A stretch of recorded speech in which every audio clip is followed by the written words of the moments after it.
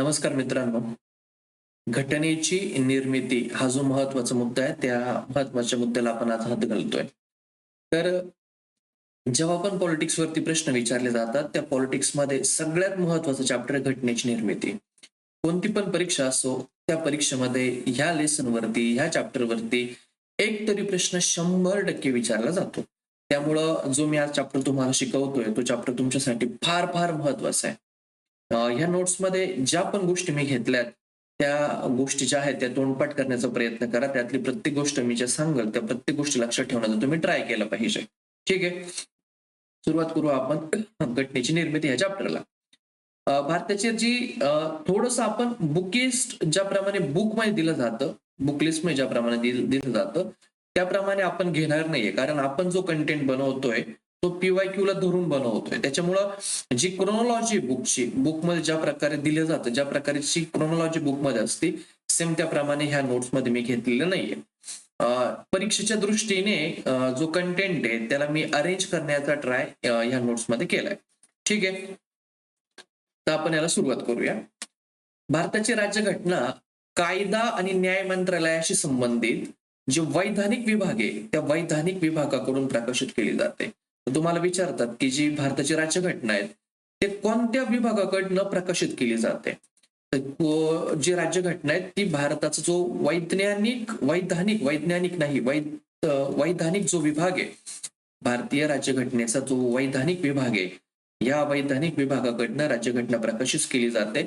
आणि हा जो वैधानिक विभाग आहे, हा कायदा आणि न्याय मंत्रालयाशी संबंधित असतो. तर परीक्षेला विचारतील ते विभागाचं नाव काय? तर कायदा आणि न्याय मंत्रालयाशी संबंधित जो वैधानिक विभाग आहे, या वैधानिक विभागाकडनं राज्यघटना प्रकाशित केली जाते. तर हा विभाग तुम्हाला लक्षात ठेवायचा की वैधानिक विभागाकडनं ती प्रकाशित केली जाते. ठीक आहे. प्रशासकीय एकता, प्रशासकीय आणि वैधानिक एकता ठेवण्यासाठी. एकता म्हणजे काय?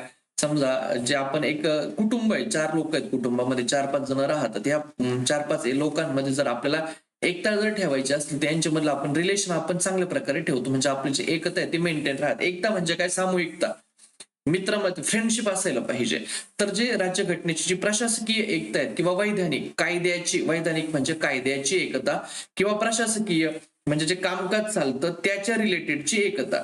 तर प्रशासकीय आणि वैधानिक एकता ठेवण्यासाठी राज्यघटनेमध्ये एकेरी न्याय व्यवस्था ठेवण्यात आलेली आहे. समान अखिल भारतीय सेवा ठेवण्यात आलेल्या आहेत. मूलभूत आणि नागरी फौजदारी कायद्याबाबत समानता ठेवलेली आहेत. म्हणजे एकेरी न्याय व्यवस्था म्हणजे काय हो? आपल्याकडे 2 प्रकारच्या गोष्टी चालतात. एक तर केंद्र शासन असतं आणि दुसरं राज्य शासन असतं. बरोबर? केंद्र शासन आणि राज्य शासन. तर काय केलेलं आहे आपण? का केंद्रासाठी आणि राज्यासाठी दोघांसाठी पण सुप्रीम कोर्ट एकच असणार आहे. सुप्रीम कोर्ट एकच असणार आहे. असं नाहीये का केंद्राला वेगळं न्याय व्यवस्था आहे, राज्याला वेगळं न्याय व्यवस्था, असं नाहीये आपल्याकडं. तर भारतासाठी सुद्धा सुप्रीम कोर्टच आहे. महाराष्ट्रासाठी सुद्धा सुप्रीम कोर्टच आहे आणि बिहारसाठी सुद्धा सुप्रीम कोर्टच आहे. म्हणजे आपण राज्याला वेगळी न्याय व्यवस्था नाही दिलेली. पूर्ण भारत देशाची एकच न्याय व्यवस्था आहे. म्हणून आपण त्याला म्हटलंय की एकेरी न्याय व्यवस्था ठेवली. आपण ही एकेरी न्याय व्यवस्था का बरं ठेवली? कारण भारतामध्ये प्रशासकीय एकता राहिली पाहिजे आणि वैधानिक एकता राहिली पाहिजे, यासाठी ती ठेवलेली आहे. समान अखिल भारतीय सेवा, की भारतासाठी, भारत देशासाठी अखिल भारतीय सेवा निर्माण केल्यात. आता तुम्हाला अखिल भारतीय सेवा हा जो चॅप्टर तुम्ही पॉलिटिक्स मध्ये वाचला की तुमच्या लक्षात येईल की IAS ची निर्मिती केली जाते, IPS या पदाची निर्मिती केली जाते.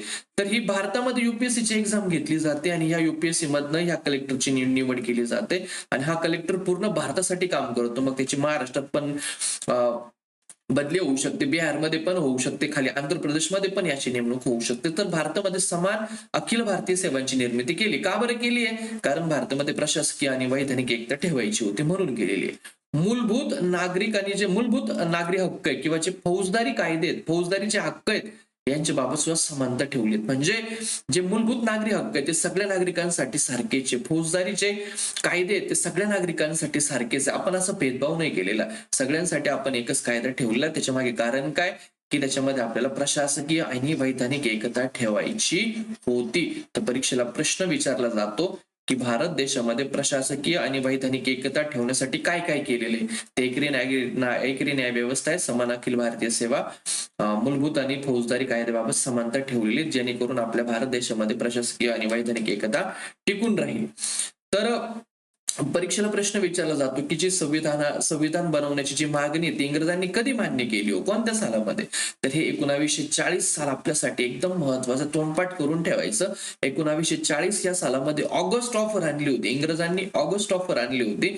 आणि या ऑगस्ट ऑफर मध्ये इंग्रजांनी असं सांगितलं की जे भारताचं जे संविधान आहे, जे आपल्या जे राज्यघटना आहेत, या राज्यघटनेनुसार आपले जो देश चालतो, हे संविधान बनवण्याची जी मागणी आहे ती इंग्रजांनी मान्य केली होती. ऑगस्ट ऑफर मध्ये इंग्रजांनी मान्य केलं की ठीक आहे, चला भारताचे जे संविधान आहे ते आपण भारत देशातले जे नागरिक आहे, आपण काय म्हणायचो की आम्हाला संविधान बनवण्याची परमिशन द्यावी, आम्हाला आमचा भारत देश चालवण्यासाठी संविधान निर्माण करायचंय, तर हे संविधान निर्माण करण्यासाठी तुम्ही आम्हाला मान्यता द्या. आणि सरतेशेवटी इंग्रजांनी 1940 या सालामध्ये ऑगस्ट ऑफर आणली. हे लक्षात ठेवायचं, ऑगस्ट ऑफर कोणत्या सालाची? 1940 या सालामध्ये इंग्रजांनी ऑगस्ट ऑफर आणली आणि सरतेशेवटी भारताला संविधान निर्माण करण्याची जी भारताची मागणी होती, बाळांनो, ह्या मागणीला या इंग्रजांनी 1940च्या ऑगस्ट ऑफरने परमिशन दिली. तर लक्षात राहील, ऑगस्ट ऑफर कोणत्या सालाची आहे? तर ऑगस्ट ऑफर 1940 सालाची. कधीची आहे? 1940 सालाची ऑगस्ट ऑफर आहे. आणि काय केलं ऑगस्ट ऑफरने? भारताच्या नागरिकांना संविधान निर्माण करण्याची परमिशन दिली. आणि यात असं म्हटलं की भारताची जी राज्यघटना आहे ती मुख्यतः भारतीयांनी तयार केली पाहिजे. हो, मुख्यतः भारतीयांनी म्हणजे काय? तर याच्यामध्ये निर्मितीचं काम 100% भारताच्या नागरिकांनीच केलं पाहिजे. याच्यामध्ये दुसऱ्या देशांच्या किंवा इंग्रजांचा किंवा ब्रिटिश लोकांचा हेल्प नाही घेतली पाहिजे. तुम्ही फक्त भारताचे जे नागरिक आहेत त्यांनी ती राज्यघटना तयार करा, बाकीच्या लोकांची मदत तुम्ही घ्यायची नाही. मुख्यतः राज्यघटना भारतीयांनी तयार करावी, असं या ऑगस्ट ऑफर मध्ये सांगण्यात आलं होतं. तर हे जे साल आहे हे साल लक्षात ठेव. याच्यामध्ये प्रश्न कसा विचारला जाईल? सॉरी, बाय मिस्टेकली हे क्लिक झालं. एक मिनिट.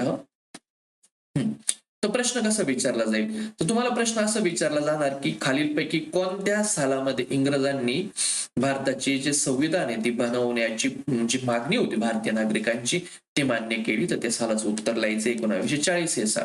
त्याच्यानंतर कम्प्लीट 1940 नंतर 2 वर्षानंतर 1942 हे साल उजडलं आणि स्टॅफर्ड क्रिप्स नावाचे इंग्रज अधिकारी होते, स्टॅफर्ड क्रिप्स, आणि यांनी क्रिप्स योजना आणली. स्टॅफर्ड क्रिप्स यांनी एक योजना आणली. त्या योजनेला स्टॅफर्ड क्रिप्स योजना असं म्हटलं. त्याच्यानुसार असं सांगण्यात आलं की जी भारताची घटना आहे ती पूर्णतः भारतीयांनीच तयार करावी. इथं म्हटलं होतं मुख्यतः भारतीयांनी तयार करावी आणि इथं म्हटलं पूर्णतः भारतीयांनी तयार करावी. तर जर विचारलं की भारताची राज्यघटना पूर्णतः भारतीयांनी तयार करावी असं कोणत्या योजनेमध्ये सांगितलं होतं किंवा कोणी सांगितलं होतं? त्याचं सांगितलं होतं स्टॅफर्ड क्रिप्स यांनी.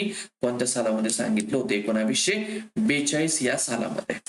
3 गोलमेज परिषदा झाल्या होत्या बाळा. 3 परीक्षेला प्रश्न विचारतील किती गोलमेज परिषदा झाल्या होत्या?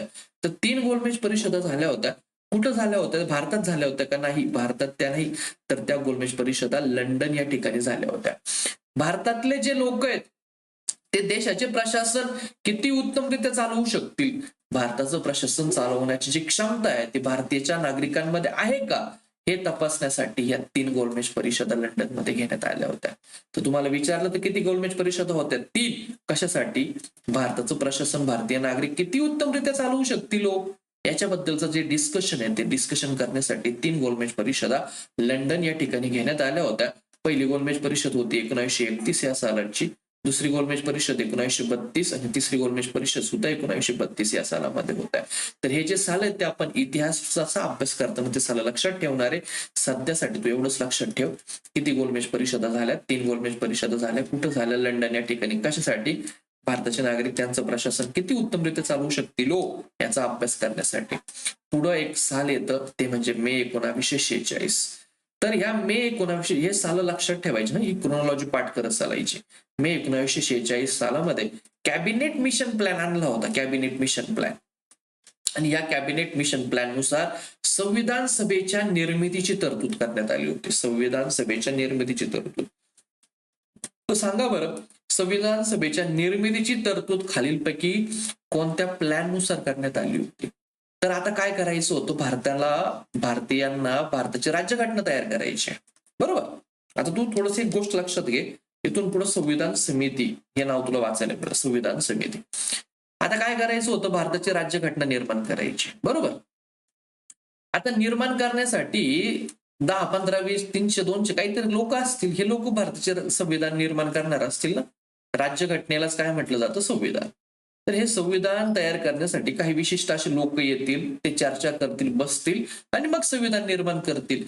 तर हे जे लोक आहेत ना, हे जे संविधान निर्माण करण्यासाठी ज्यांना आपण आणलेले आहेत, ह्या लोकांची एक सभा तयार झाली आणि त्या सभेला म्हटलं संविधान सभा. तर या संविधान सभेचं काय काम होतं? तर हे राज्यघटना तयार करण्याचं काम हे संविधान सभेचं होतं. तुला संविधान सभा हे नाव वाचायला मिळेल याच्यानंतर. तर तुला कळलं पाहिजे की नेमकं संविधान सभा म्हणजे काय, म्हणून मी ते तुला इथे एक्सप्लेन करून सांगितलं. ठीक आहे, बघ आता. तर ह्या संविधान सभेची निर्मिती, तर आता हे जे लोक आहेत, जे संविधानाची निर्मिती करणारे, म्हणजेच ही जी संविधान सभा आहे, या संविधान सभेच्या निर्मितीची तरतूद कोणत्या प्लॅननुसार केली? तर ते होतं cabinet mission plan. Cabinet mission plan. तर हे जे कॅबिनेट मिशन प्लॅन आहे ते मे 1946 या सालामध्ये आलं. आणि या कॅबिनेट मिशन प्लॅन नुसार असं सांगितलं की आता आपण संविधान निर्माण करण्यासाठी अशी एक संविधान सभा निर्माण करू. आणि ही संविधान सभा काय निर्माण करेल? राज्यघटना निर्माण करेल. पण ही जी संविधान सभा आहे हिच्या निर्मितीला परमिशन ह्या कॅबिनेट प्लॅनने दिली, कॅबिनेट मिशन प्लॅनने दिली. तर मग ही संविधान निर्माण करण्यासाठी संविधान सभा पाहिजे आणि या संविधान सभा निर्माण करण्याला जी परमिशन आहे, या परमिशन कॅबिनेट मिशन प्लॅनने दिली. तर हे पाठच करायचं की जी संविधान सभा आहे, या संविधान सभेच्या निर्मितीला परमिशन कोणी दिली? कोणी दिली परमिशन संविधान सभेच्या निर्मितीला? Cabinet mission plan. कोणत्या सालामध्ये दिली? 1946 या सालामध्ये. ठीक आहे. परत एक प्रश्न विचारतात की हे जे कॅबिनेट मिशन प्लॅन होतं, त्या कॅबिनेट मिशनला त्रिमंत्री योजना पण म्हटलं जातं. त्रिमंत्री योजना. तर याच्यावरती प्रश्न पडू शकतो. त्रिमंत्री योजना. कॅबिनेट मिशनला काय म्हटलं जातं? तर कॅबिनेट मिशनला त्रिमंत्री योजना असं देखील म्हटलं जातं. ठीक आहे, राहील लक्षात. संविधान निर्मितीची तरतूद या संविधान सभेद्वारे, संविधान सभेच्या निर्मितीची तरतूद कॅबिनेट मिशन प्लॅनने केली. आणि जेव्हा ही जी संविधान सभा निर्माण केली, ही जी चौकटीमध्ये जे लोक बसले याला संविधान सभा आपण म्हटलं. आणि या संविधान सभेने राज्यघटनेची निर्मिती केली. तर ही संविधान सभा निर्माण करण्याची जी परमिशन आहे ही कॅबिनेट मिशन प्लॅनने दिली आणि तिला त्रिमंत्री योजना असं म्हटलं गेलं. ठीक आहे, राहील लक्षात. आता अजून पण नसेल कळत तर मी अजून चांगलं सांगतो बघ. आपल्याला तयार करायचे राज्यघटना. राज्यघटना तयार करण्यासाठी 4 मित्र एकत्र आले. राम, श्याम, गोप्या, चंद्या असे 4 मित्र तयार आले. मग आता या 4 मित्रांचं प्रत्येक वेळा नाव घ्यायचं का नाही? मग याला एक नाव देऊन टाकू, याला म्हणू संविधान सभा. काय म्हणू आपण याला? संविधान सभा. कारण संविधान तयार करण्यासाठी ह्या 4 लोकांची काय भरली? सभा. याला म्हटलं संविधान सभा. पण आता हे 4च लोक घ्यायचे, हे 4च लोक घ्यायचे असं आम्ही सांगतोय की आम्हाला हे 4 लोक आम्ही मित्र एकत्र येणार आहे, राज्यघटना तयार करणार आहे. पण याला परमिशन देणार कोण होतं? तर ब्रिटिश सरकार देणार होतं. ब्रिटिश सरकार. तेव्हा आपल्यावर ब्रिटिशांचं राज्य होतं. हे ब्रिटिश सरकार आपल्याला परमिशन देणार होते. आणि या ब्रिटिश सरकारने एक प्लॅन आणला. त्या प्लॅनचं नाव होतं cabinet mission plan. Cabinet mission plan. आणि या प्लॅन नुसार मग असे 4 मित्र एकत्र येतील आणि ते राज्यघटना निर्माण करतील. याला त्यांनी हो म्हटलं. तर हे 4 मित्र एकत्र येतील म्हणजे ही संविधान सभा आहे, ही अशी संविधान सभा तुम्ही निर्माण करा. याला परमिशन कोणी दिली? या कॅबिनेट मिशन प्लॅन. हे कॅबिनेट मिशन प्लॅन तुझा पाठ राहू दे. हे कॅबिनेट मिशन प्लॅन कोणत्या सालामध्ये आलं? कोणत्या सालामध्ये आलं? मे 1946. पाठ करायचं. कॅबिनेट मिशन प्लॅन कोणत्या सालात आहे? मे 1946 या सालचं आहे. काय सांगितलं हो याने? काय सांगितलं कॅबिनेट मिशन प्लॅनने? तर कॅबिनेट मिशन प्लॅनने सांगितलं की चालल मे 1946 मध्ये हे कॅबिनेट मिशन प्लॅन आलं. त्याला त्रिमंत्री योजना असं देखील म्हटलं गेलं. आणि याने सांगितलं की चालल संविधान सभेची निर्मितीची जी तरतूद आहे तिला यांनी मान्यता दिली आणि या सभेने राज्यघटनेच्या निर्मितीसाठी प्रयत्न केले. ठीक आहे. आता आपल्याला कळलं की चला आता हे चौकट आहे, या चौकटीमध्ये काही लोक बसणार, इथपर्यंत आम्हाला कळलं. चालेल. आणि हे लोक काय करणार? याला आपण म्हटलं संविधान सभा. काय म्हटलं? संविधान सभा. ठीक आहे. आता हे लोक कशाची निर्मिती करणार आहे हो? राज्यघटनेची. हे राज्यघटनेची निर्मिती करणारे म्हणून आपण यांच्या जी सभा आहे तिला संविधान सभा म्हटली. इथपर्यंत कळलं.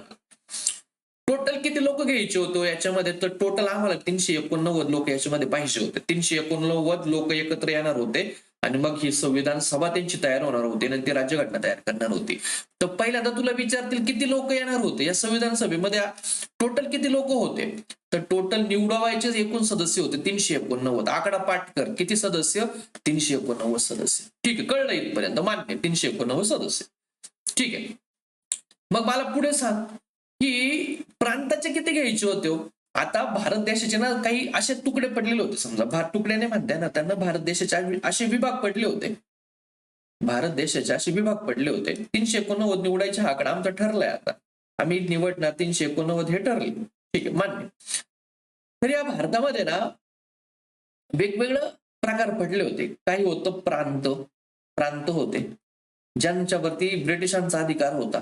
हे ब्रिटिश त्याच्यावरती राज्य चालवायचे त्या प्रांतांवरती, म्हणून त्यांना ब्रिटिश प्रांत म्हटलं. काही असे भाग होते ना की जिथं भारतीय राज्य करायचे, त्यांना आपण संस्थान असं म्हटलं होतं, संस्थान. बरोबर. आणि एक तिसरा प्रकार होता, त्याच्यावरती उच्चायुक्तांचं राज्य होतं, उच्चायुक्त त्याच्यावरती राज्य करायचे. असे 3 प्रकार चालायचे. काही जो भाग होता त्याच्यावरती ब्रिटिश नागरिकांचं, ब्रिटिश लोकांचं त्याच्यावरती कंट्रोल होता, ते ब्रिटिश राज्य चालवायचे, त्यांना ब्रिटिश प्रांत म्हटलं. काही जो भाग होता ना तो भारतीय राज्यांच्या अधिकाराखाली होता, म्हणून त्यांना संस्थान असं म्हटलं. आणि काही भागावरती उच्च आयुक्तांचं त्याच्यावरती राज्य होतं. असे 3 प्रकार होते, 3 वेगवेगळ्या सरकार चालायचं. आपल्या भाषेमध्ये म्हणून हे पहिलं राज्य, हे दुसरं राज्य, हे तिसरं राज्य. ब्रिटिशांचा अधिकार होता, त्याला ब्रिटिश प्रांत म्हटलं. भारतीय संस्थानांचा अधिकार होता, त्याला भारतीय संस्थान म्हटलं. उच्चायुक्तांचं त्याच्यावरती अधिकार होता, त्यांना उच्चायुक्तांचे एरिया आपण त्याला म्हटलं. ठीक आहे, इथपर्यंत गोष्टी कळली तुम्हाला. मग आता गंमत काय, 3 सर्कल आहे. निवडायचे किती रे? 389. 3 सर्कल आहे, 1, 2 आणि 3. बरोबर. हा ब्रिटिश प्रांत, हा भारतीय संस्थान आणि हा चीफ कमिशनरचे प्रांत.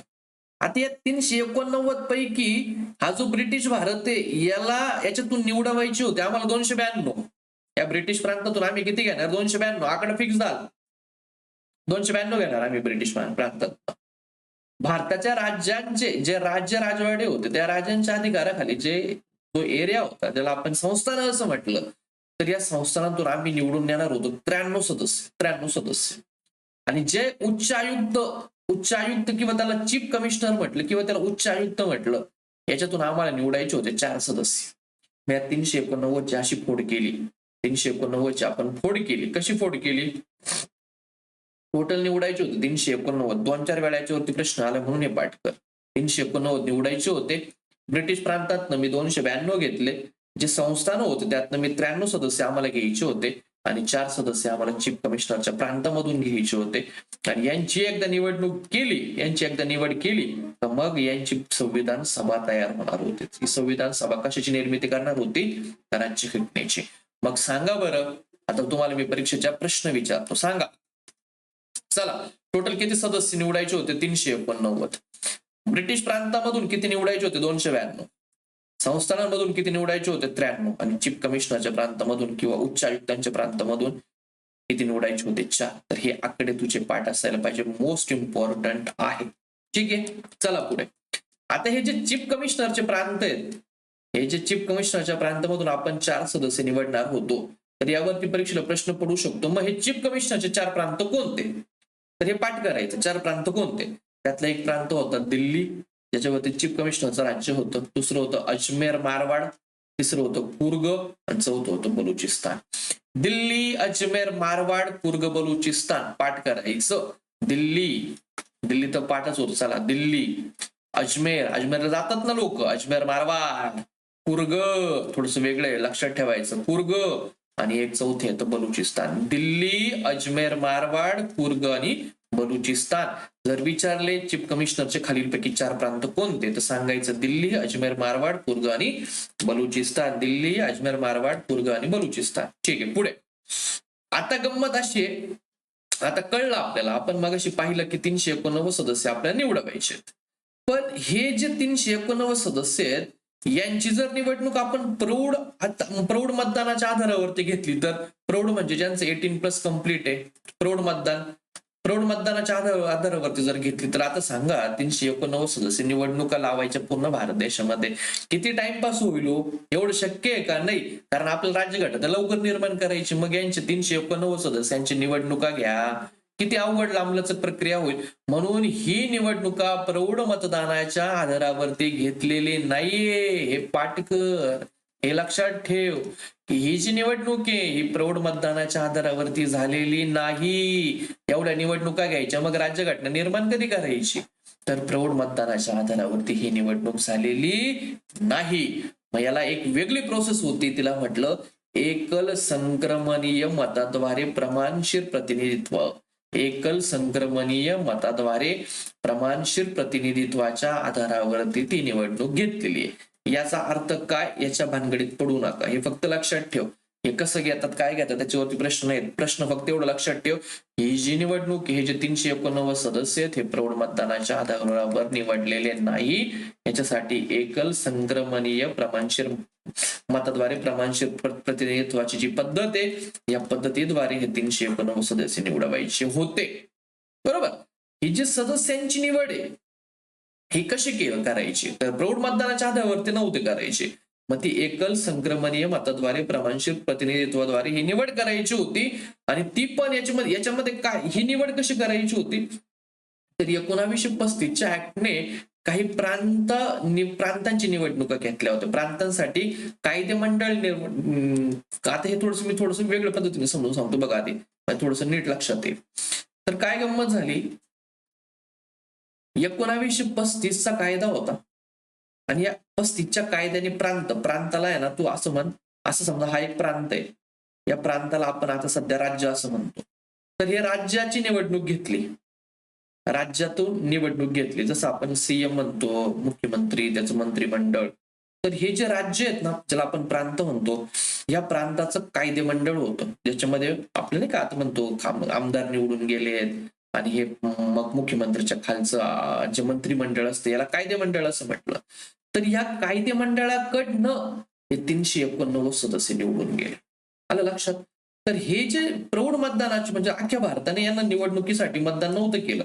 अख्ख्या भारतानं 389 सदस्य निवडण्यासाठी मतदान नव्हतं केलं, कारण ही पद्धतच फार वेळखाऊ झाली असते. म्हणून काय केलं, यांची निवड एकल संक्रमणीय मताद्वारे प्रमाणशीर प्रतिनिधित्वाद्वारे या पद्धतीनुसार यांची निवडणूक झाली. या पद्धतीमध्ये काय होतं, 1935च्या कायद्याद्वारे जे प्रांत होतं त्या प्रांताचं जे कायदे मंडळ होतं त्या कायदे मंडळाकडून यांची निवडणूक झालेली होती. तर हा जो मुद्दा आहे हा तू लक्षात ठेव, प्रौढ मतदानाच्या आधारावरती यांची निवडणूक झालेली नव्हती. तर 10 लाख लोकांमाग भारताचा आता समजा 100 लोक आहेत, तर 100 लोकांतून 10 लोक निवडून आले, तर याचा अर्थ काय हो? याचा अर्थ काय, तर 10 लोकांमागे 1 सदस्य, दुसऱ्या 10 लोकांमागे 2 सदस्य, असे 100 लोकांमध्ये 10 सदस्य निवडून येतात. बरोबर. तर याच्यामध्ये काय केलं होतं की भारतामध्ये 10 लाख लोकांमागे 1 सदस्य निवडून आला पाहिजे, 10 लोकांमागे 1 सदस्य निवडून आला पाहिजे, अशी योजना आखली होती. आणि या जागांचे विभाजन शीख, मुस्लिम आणि साधारण अशा 3 गटांमध्ये जागांचं विभाजन केलेलं होतं. तर हे सुद्धा लक्षात ठेव, किती लोकांमागे 1 सदस्य होता, तर 10 लाख लोकांमागे 1 सदस्य होता.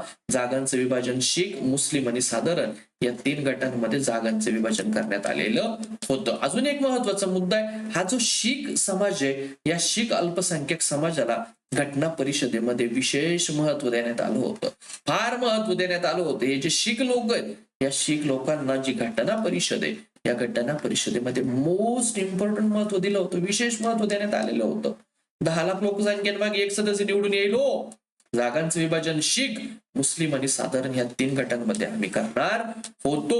ही जी संविधान सभा आहे या संविधान सभेबद्दल तुला काय कळलं, संविधान सभेबद्दल काय कळलं, हे जे लोक निवड राज्यघटना तयार करणार होते यांची निवड प्रौढ मतदानाच्या आधारावर केलेली नव्हती. तर ती कशी केली होती, 1935 मध्ये प्रांत होतं, या प्रांतामध्ये कायदे मंडळ होतं, मंत्रिमंडळ होतं आणि यांच्याकडून हे 389 सदस्य निवडून येणार होते. म्हणजे पूर्ण भारत याच्यामध्ये मतदान करणार नव्हता. या कायदे मंडळाचे जे सदस्य आहेत ते फक्त मतदान करणार होते. पूर्ण भारत म्हणजे प्रौढ मतदानाच्या आधारावर ही पद्धत आधारलेली नव्हती. प्रत्यक्ष निवडणूक होती का हो?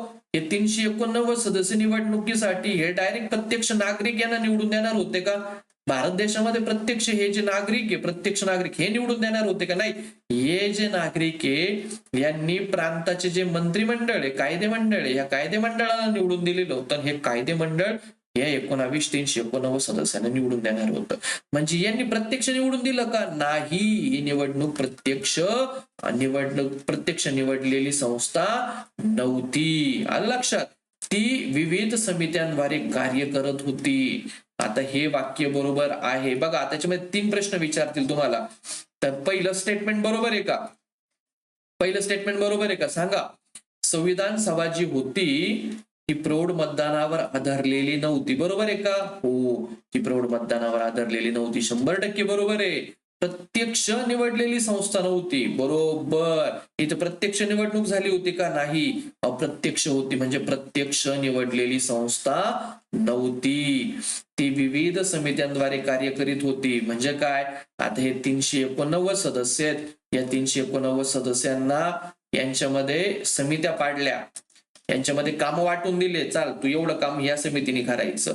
इथले जेवढे सदस्य आहेत याची एक समिती, अशा समित्या पाडल्या आणि या समित्यांद्वारे कार्य केलं संविधान सभेने. काहींना ध्वजाचं काम दिलं, काहींना राष्ट्रगीताचं काम दिलं, काहींना असे वेगवेगळे काम या समित्यांना वाटून दिले. तर ती जी संविधान सभा आहे ती विविध समित्यांद्वारे कार्य करीत होती. तर हे वाक्य सुद्धा बरोबर आहे. तर संविधान सभा प्रौढ मतदानावर आधारलेली नव्हती, प्रत्यक्ष नव्हती. विविध समित्यांद्वारे कार्य करीत होती का? तर ती विविध समित्यांद्वारे कार्य करीत होती. बरोबर. घटनामध्ये संयुक्त राज्य अमेरिका, चीन आणि ऑस्ट्रेलिया या देशांचे जे सदिच्छा संदेश आहे या संदेशाचं वाचन करण्यात आलं होतं. घटनेमध्ये म्हटलं मी उद्घाटन. ज्यावेळेस या संविधान सभेच्या निवडणुका झाल्या, संविधान सभेच्या ज्यावेळेस निवडणुका झाल्या आणि आता हे सदस्य ज्यावेळेस निवडून आले आणि ही जी संविधान सभा आहे हिचं ज्यावेळेस उद्घाटनाचा समारंभ उद्घाटनाचा चालू होता आणि या उद्घाटन समारंभामध्ये अमेरिकेच्या संदेशाचं वाचन झालं, चीनच्या संदेशाचं वाचन झालं आणि ऑस्ट्रेलियाच्या संदेशाचं वाचन झालं. तर हे 3 देश तुला पाठ करायचे आहेत. कोणत्या देशाच्या सदिच्छा संदेशांचं वाचन झालं? अमेरिकेचं वाचन झालं, चीनचं वाचन झालं आणि ऑस्ट्रेलियाचं वाचन झालं. जे USSR जे आहे, ज्याला पूर्वी रशिया असं म्हटलं जायचं, तर याने काही असा संदेश पाठवलेला नव्हता. ते स्पेसिफिकली तू लक्षात ठेवायचं. तर USSRच्या संदेशाचं वाचन झालं नव्हतं. शीख जो अल्पसंख्याक समाज आहे याला त्याच्यामध्ये विशेष महत्व देण्यात आलेलं होतं. ठीक आहे. आता गंमत बघ. आधी होती घटना समिती. आधी काय होतं? घटना समिती. त्याचं रूपांतर झालं विधान समितीमध्ये. आधी होती घटना समिती, त्याचं रूपांतर झालं विधान समितीमध्ये आणि त्याचं पुढं रूपांतर झालं तात्पुरती किंवा हंगामी संसदेमध्ये. एवढं लक्षात ठेव. काय अगोदर काय होतं? घटना समिती. त्याचं कशामध्ये रूपांतर झालं? विधान समितीमध्ये. घटना समितीचं रूपांतर झालं विधान समितीमध्ये आणि विधान समितीचं रूपांतर झालं तात्पुरत्या किंवा हंगामी संसदेमध्ये. तर हे वाक्य परीक्षेला येतं. आधी घटना समिती, नंतर त्याचं रूपांतर विधान समितीमध्ये आणि या विधान समितीचं रूपांतर तात्पुरती किंवा हंगामी संसदेमध्ये झालेलं होतं. ज्या दिवशी घटनेवर सह्या होत होत्या ना बाळा, त्या दिवशी बाहेर रिमझिम पाऊस पडत होता. ज्या दिवशी घटनेवरती सह्या होत होत्या त्या दिवशी बाहेर रिमझिम पाऊस चालू होता आणि हा शकुन मानला होता. काय मानला होता? शकुन. तर आयोगाने म्हटलंय हा शकुन मानलेला होता. शकुन. तर लक्षात ठेव, ज्यावेळेस रिमझिम पाऊस चालू होता, संविधानावरती सह्या होत होत्या, त्यावेळेस बाहेर रिमझिम पाऊस चालू होता आणि हा शकुन मानला गेलेला. जुलै ऑगस्ट 1946. जुलै ऑगस्ट 1946. तर आपण काय पाहिलं याच्या आधी एक लक्षात ठेवायचं. मे 1946 इथं येईल बघा. आपण मे 1946 ला कॅबिनेट मिशन प्लॅन आणला आणि या कॅबिनेट मिशन प्लॅन वरून संविधान सभेच्या निर्मितीची तरतूद झाली. तर हा मे 1946 आपल्याला पाठ आहे. आता मे 1946 नंतर आपण काय कोणता महिना बघितला? मे नंतर जुलै ऑगस्ट मध्ये जून महिना गेला. मग आपण मे पाहिलं ना, मध्ये जून महिना गेला आणि जुलै ऑगस्ट 1946 हा महिना उजडला. हे साल उजडलं. जुलै ऑगस्ट 1946 पाठ करायचे. हे साल पाठ करायचं. जुलै ऑगस्ट 1946 46 हे पाठ करायचं. आणि या जुलै ऑगस्ट 1946 नुसार 296 सदस्यांची निवडणुका घेण्यात आल्या. आता आपण त्या जागा किती पाहिल्या होत्या रे? जागा किती होत्या माहित आहे का? आता सांगा बरं, टोटल जागा किती होत्या? टोटल जागा होत्या 389. त्यापैकी निवडायच्या त्यापैकी 292 होत्या ब्रिटिश प्रांताच्या, 93 जागा होत्या भारतीय प्रांतांच्या आणि 4 जागा होत्या चीफ कमिशनरच्या प्रांतांच्या. किती? चीफ कमिशनरच्या प्रांतांच्या. त्यापैकी या प्रांतांच्या जागा आहेत ना, या प्रांतांच्या भारतीय संस्थानांच्या, प्रांतांच्या संस्थानांच्या, या संस्थानांच्या ज्या 93 जागा होत्या, या 93 जागांसाठी निवडणुका झाल्याच नाही. तर ह्या ब्रिटिश प्रांताच्या 292 आणि हे चीफ कमिशनरच्या प्रांताच्या 4 अशा 296 जागांसाठीच निवडणुका झाल्या. फक्त आणि फक्त 296 जागांसाठी निवडणुका झाल्या. जुलै ऑगस्ट महिना जो होता 1946चा, या 46च्या महिन्यामध्ये 296 जागांसाठी निवडणुका झाल्या. संस्थानांच्या ज्या 93 जागा होत्या त्यांच्यासाठी निवडणुका झाल्या नाही, कारण त्यांना संविधान सभेमध्ये भाग घ्यायचा नव्हतं, त्यांना ते मान्य नव्हतं. म्हणून या 292 पाठ करायचं, 292 आणि 4 अशा 296 जागांसाठीच निवडणुका झाल्या. आणि या 296 जागांपैकी 208 जागा काँग्रेसने जिंकल्या. पाठ करायचं, 296 पैकी 208 जागा काँग्रेसने जिंकल्या, 73 जागा मुस्लिम लीगने जिंकल्या, 8 जागा अपक्षाने जिंकल्या आणि 15 ज्या जागा आहेत त्या 15 जागा ह्या कोणी कोणी जिंकल्या. या 15 जागांवरती सुद्धा प्रश्न येतो. त्या 15 जागा कोणी जिंकल्या? तर या 15 जागांमध्ये युनियनिस्ट पार्टीने जिंकली एक जागा, युनियनिस्ट मुस्लिमने एक जागा जिंकली, युनियनिस्ट शेड्यूल कास्टने एक जागा जिंकली, शेड्यूल कास्ट फेडरेशनने जागा एक जिंकली, कृषक प्रजा पार्टीने एक जागा जिंकली, शीख यांनी एक जागा जिंकली आणि कम्युनिस्ट यांनी एक जागा जिंकली. बरोबर. या 15 जागा ज्या होत्या किती? 208, 73 आणि या 15 याची टोटल किती होती? 208, 73 आणि 15, 8, 9, 10, 11, 11 आणि 5, 11 आणि 5, 16, 7, 8, 9, 10, 11, सॉरी 7, 8 आणि 9 आणि हा 2चा खाली 296. तर ह्या 296 जागांपैकी 208 जागा काँग्रेसने जिंकल्या, 73 जागा मुस्लिमांनी जिंकल्या आणि 15 जागा इतर लोकांनी जिंकल्या. 15 जागा. तर या 15 जागांपैकी 8 जागा अपक्षांनी जिंकल्या. इतर रेश नको होती घ्यायला ही. तर 15 जागांपैकी 8 जागा अपक्षांनी जिंकल्या आणि ज्या उरलेल्या 7 जागा आहेत त्या 7 जागांपैकी 1 जागा युनियनिस्ट पार्टीने जिंकली, 1 जागा युनियनिस्ट मुस्लिमने जिंकली आणि 1 जागा युनियनिस्ट शेड्यूल कास्टने जिंकली. अशा या 3 पाठ करायचे. एक जागा कोणी जिंकली? युनियनिस्ट पार्टी, युनियनिस्ट मुस्लिम, युनियनिस्ट शेड्यूल कास्ट. 4थी जागा जिंकली शेड्यूल कास्ट फेडरेशन, 5वी जागा जिंकली कृषक प्रजा पार्टीने, 6वी जागा जिंकली शीख यांनी आणि 7वी जागा जिंकली कम्युनिस्ट. तर ह्या ज्या 3 जागा आहेत त्याच्यावरती प्रश्न पडलेले आहेत. तर हे जे जागांची विभागणी आहेत बाळा, जागांची विभागणी तुझी पाठ असायला पाहिजे. ठीक आहे. तर 208 जागा, 296 पैकी 208 काँग्रेस, 73 मुस्लिम, 15 इतर. या इतर मध्ये 8 अपक्ष आणि या 15 जागांपैकी ज्या 8 जागा अपक्षांनी जिंकल्या आणि 7 जागांपैकी एक पक्षाने एक जागा जिंकली. 1 जागा युनियनिस्ट पार्टी, पाठ करा, 1 जागा युनियनिस्ट पार्टी, 1 जागा युनियनिस्ट मुस्लिम, 1 जागा युनियनिस्ट शेड्यूल कास्ट, 4थी जागा शेड्यूल कास्ट फेडरेशन, 5वी जागा कृषक प्रजा पार्टी आणि 6वी जागा शीख आणि 7वी जागा कम्युनिस्ट. तर ह्या ज्या जागा आहेत ह्या पाठ करायच्या, याच्यावरती प्रश्न आलेला आहेत. तर या घटना समितीमध्ये 2 महत्वाचे नाव आहेत. त्यातलं एक नाव आहे महात्मा गांधी आणि दुसरं नाव आहे मोहम्मद अली जिना. हे जे 2 महत्वाचे भारतातले मोठे नेते होते, मोठे नेते चांगले, महात्मा गांधी आणि मोहम्मद अली जिना हे मोठे नाव जरी असले तरी यांचा संविधान सभेचे हे सदस्य नव्हते, यांनी संविधान सभेमध्ये भाग घेतलेला नव्हता.